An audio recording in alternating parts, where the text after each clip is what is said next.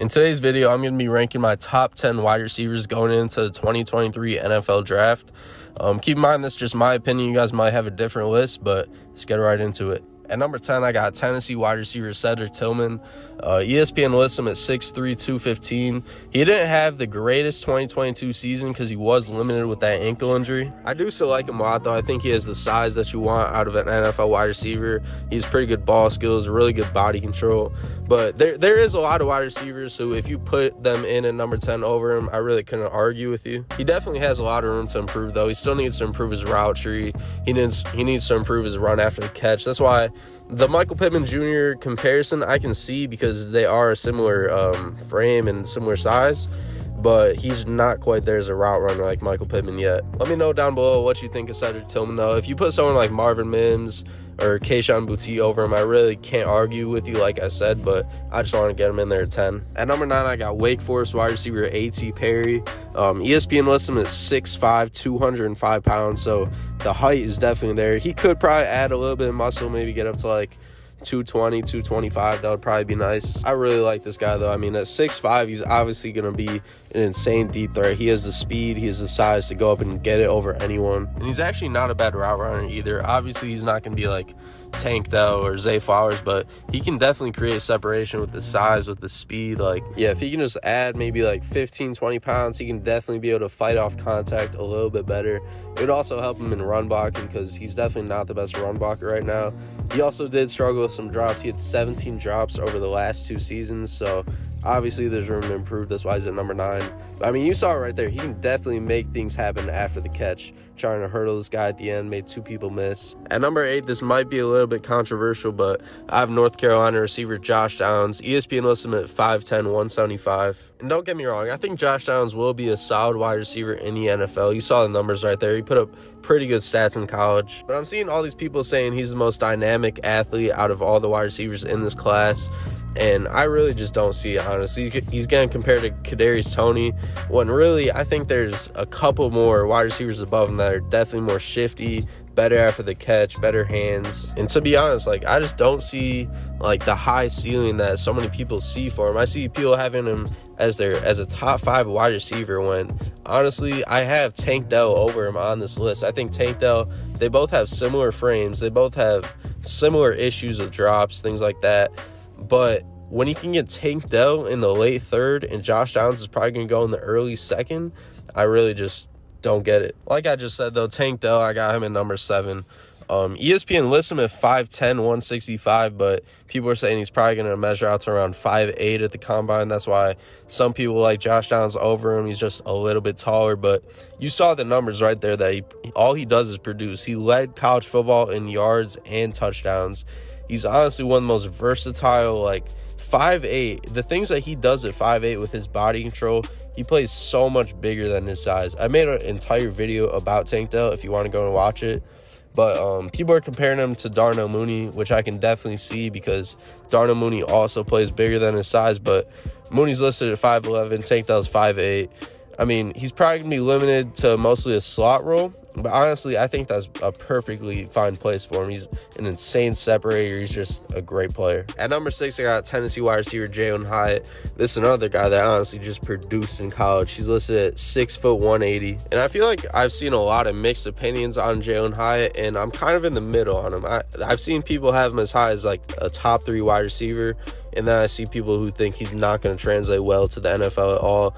I'm kind of in the middle. He's definitely like probably the most athletic wide receiver in this class. He has some of the best ball skills in this class. He's very elusive in and out of his breaks, and he's just an insane deep threat. But with him, I really think it's all going to be about situation. Like, if he can go somewhere with the Chargers, where Justin Herbert's just going to be slinging 50-yard bombs to him, he can probably produce a lot. But if he goes somewhere like the Lions or somewhere with a quarterback with a weak arm, he's probably not going to be as productive as you would like out of a first-round wide receiver. At number 5, though, this might be kind of crazy to some of you, but I got Cincinnati wide receiver Tyler Scott. This dude is just a freak, bro. After the catch, separation skills, everything. Like, after watching him play, it might be insane. I haven't seen anyone have him this high, but I had to put him at top 5. I almost put him at number 4. You're going to see who I got over him at 4. but he is insane, man. He's a very good route runner. His separation skills are just insane. After the catch, though, after the catch is where he's really insane. I think he's the best rack wide receiver in this class. And I mean, we're about to find out. As I'm recording this, the wide receivers report to the combine tomorrow, so he's probably going to run like a sub 4.3. I'm expecting him to kill like all the drills. So right now he's projected to be like maybe an early third rounder, mid third rounder, but after the combine, after everyone finds out, I really wouldn't be surprised if he jumps to like even like the early second. Like if I'm an early second round team and I need a deep threat speedster wide receiver, I'm taking Tyler Scott every time. His NFL comparison from a lot of people is T.Y. Hilton, which from a deep threat standpoint, I can definitely see.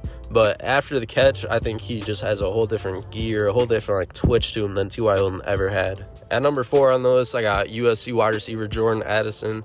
I really don't think you can debate the players in the top 4. You can definitely debate the order. Like I've seen people have Jordan Addison like as their number 1 wide receiver, which I definitely wouldn't put him there. I got him at 4, obviously. But the four best wide receivers, I really don't think it's debatable. For Addison, though, I definitely do like him. I don't think he's going to be a bust. But the ceiling, like, I just don't know if he has that elite ceiling that you would want out of a wide receiver 1. His catch radius is pretty average. His hand size is pretty average. He's not really the greatest deep threat. He's not the best ball tracker on deep throws. But he's definitely still a very solid wide receiver. He's pretty good after the catch. He's one of the better route runners in the class for sure. His NFL comparison is Tyler Lockett, which, I mean, Tyler Lockett, he's a good wide receiver, obviously. But I don't know, if I'm taking a wide receiver in the first round, do I really want Tyler Lockett, or would I just rather go for a different position? For me, a better comparison for him would be Jayon Dotson, though. Like, he doesn't do anything in particular, like, that's just going to amaze you, but he's just a very solid wide receiver all around, solid route runner, solid after the catch, solid athleticism. Up next at number 3, though, I got who people are calling the most boomer bust wide receiver in the draft. I got TCU's Quentin Johnson. I can definitely see why people are calling him the most boomer bust wide receiver in the draft, because we've seen people just like him who have become busts, like Kevin White, Denzel Mims, guys who, like, they fit the NFL frame, they test great, but for some reason it just tends to not work out sometimes. Kevin White was always getting injured, you know, whatever problems those wide receivers have. But to me, I don't think his floor is that low. Like, I think the lowest he can maybe be is like a Chase Claypool, which you don't want to draft Chase Claypool with the first wide receiver in the draft. But he has the same frame. He's very athletic, very good after the catch. That's why I don't think he'll be a bust. To me, though, he has everything I would want in a wide receiver. He's fast, he's big, he's a good catch radius, he's a pretty good deep threat. He can still improve a lot of things. If he can just get a little bit better at catching through contact, I would probably compare him to Mike Williams, just because he has that size. He's very fast in the open field. But Mike Williams will just go up and get it over you. Like Quentin Johnson, he still needs to work on that. A good place for him that I've been seeing people link him to is the Texans, which if you compare Quentin Johnson with, like, if they can get Bryce Young or CJ Stroud, I think that could be a really nice duo. Up next at number 2, though, I got Boston College's Zay Flowers. ESPN lists him at 5'10", 172 pounds. And, bro, like, whoever gets this guy in the draft, right now they have him going in the early second round. Whoever gets this guy in the draft is getting the biggest steal in the draft. His route running is amazing. He's very athletic. He's very good after the catch. The only reason he might fall to the second round is just because his catch radius is average. His hand size is average. His frame in general is just, like, nothing insane that you would want from a wide receiver 1. But, bro, like, this guy just does everything right. Honestly, my NFL comparison for him would probably be Brandon Ayuk. But I think he can be, like, a much better version of Brandon Ayuk depending on what offense he's in. Like, he's a great deep threat. He can be a great short route runner. And like I said, I think he's one of the best, if not the best, separator in this draft class. He played at Boston College, so it's not like he was going against the greatest corners in the world like some of the other receivers in this class were. But I just really love his game all around. I think he just does everything right. If you wanted to put a guy like Quentin Johnson over him, I'm not going to be mad just because Quentin Johnson has that insane ceiling. But I think he'll be great in the NFL. On to number 1, though, I got Ohio State wide receiver Jackson Smith-Njigba. ESPN lists him at 6'1", 200 pounds. And, bro, like, I don't know if people just forgot what this guy did when he was healthy, but I've seen so many people disrespecting JSN this offseason. Like, it's actually insane. When this guy was healthy, he was the best wide receiver on a team with Marvin Harrison, Chris Olave, and Garrett Wilson. In the last 5 games of his 2021 season, he averaged 192 yards per game. And again, that's on a team with Marvin Harrison Jr., all those guys. He's not going to wow you with his athleticism. Like, I wouldn't say he's slow or unathletic. You saw right there. He can run by you. But if he ran the 40, which he's not going to, he would probably run, I'd guess, maybe like a mid 4.5. But it's just everything else that he does so perfectly. He's a very good route runner. He's so smooth after the catch, very slippery. I also think he's the best body control in this class for sure. And I mean, the numbers don't lie. Like, when he played last year, his numbers were insane. And he's going against good competition too in the Big Ten. I can't look at anyone who doesn't have him top 3 and think they're insane just because, I mean, that hamstring injury is nothing to play with. Like, hamstrings, you never know how it's going to be.